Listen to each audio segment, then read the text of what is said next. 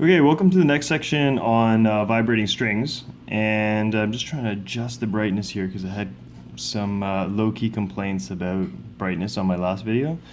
Anyway, string instruments make up a large body of Western musical instruments. So even instruments with keys, such as piano or harpsichord, essentially produce their sounds from the vibrations of strings. So when you open up a piano or you look inside a grand piano, what you'll see a variety of strings coiled differently, and strings of different diameters and different densities, different tension, so on and so forth. So looking at the vibrations of these strings, or the frequency of these vibrations, is based on four qualities of the vibrating string, and they're listed below with their mathematical relationships. So the first thing that we're going to look at is length. So frequency has an inverse proportionality with length, and an alternative expression for this is F1 over F2 is equal to L2 over L1. I think it bears relevance explaining how we arrived at this alternate expression. So I'm just going to do a little bit of a dotted aside here for the people that want to follow along how we moved from this proportionality to this equation. Well, recall that if you have a proportionality, you can turn a proportionality into an equation by, again, using a constant of proportionality. So we have F is equal to K times 1 over L, right? So if I had two different frequencies, I would have F1 is equal to K times 1 over L1, and F2 is equal to K times 1 over L2. Well, what do these two equations share in common? They share K in common. So if I rearrange these equations, I get L1 F1 is equal to K, and L2 F2 is equal to K. That constant of proportionality is the same. So looking at these two, we can equate equation 1 with equation 2, and we end up with L1 F1 is equal to L2 F2, and then we can simply rearrange and we get F1 over F2 is equal to L2 over L1. So this is just a series of mathematics and proportionalities, and for those of you taking chemistry, you'll see how we use this concept, taking proportionalities and then equating them to look at two different states. And we look at that specifically in the gas laws unit. So just kind of an aside for those of you that are interested. All right, we can also look at tension as well. And the relationship between tension is a direct proportionality with the square root of the tension force. So then the alternate expression is F1 over F2 is equal to the square root of capital F, so the tension force 1, tension force 2. The diameter relationship is F1 over D, and then similar to the length one, F1 over F2 is equal to D2 over D1.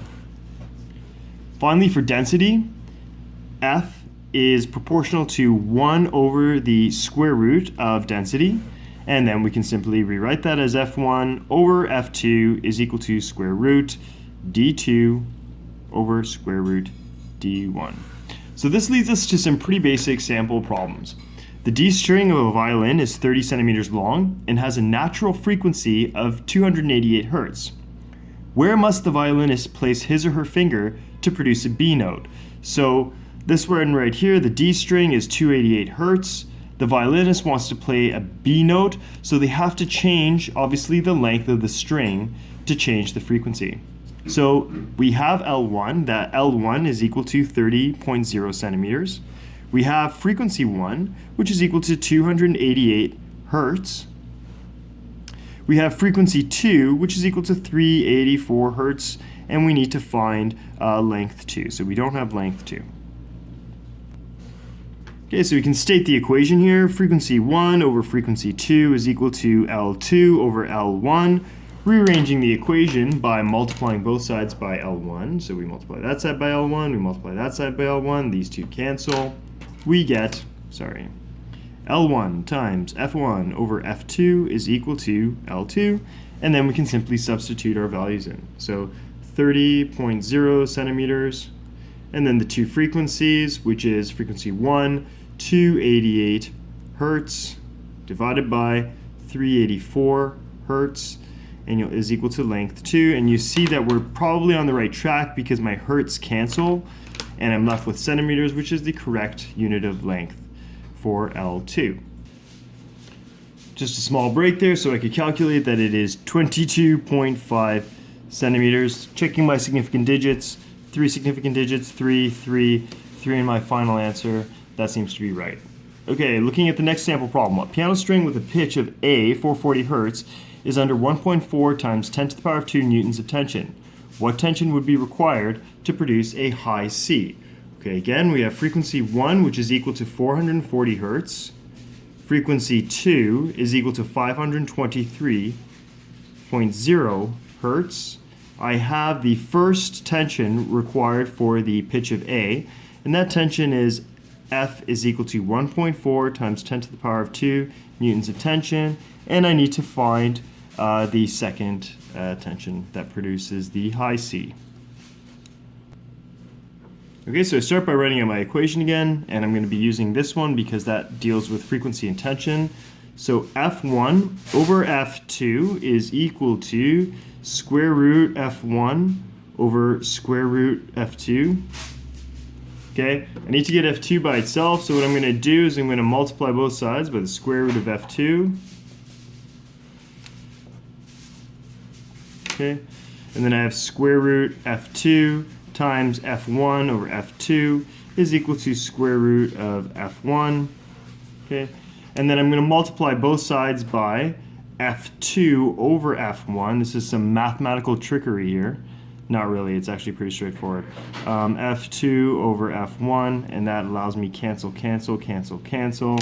So square root of F2 is equal to square root F1 times F2 over F1. All right, so substituting my values in, square root of F2 is equal to the square root of 1.4 times 10 to the power of 2 multiplied by F2 over F1, which is 523 divided by 440. And then F2 is going to be, you're going to calculate this and then square it. And so looking at my answer, I seem to get, with the correct number of significant digits, 2.0 times 10 to the power of 2 newtons. And let me check to see if that answer makes sense. Well, my first frequency was 440 hertz, and that required a tension of 1.4 newtons. I have a higher frequency, therefore I should have a higher tension force to produce that frequency. So this probably checks out as being okay.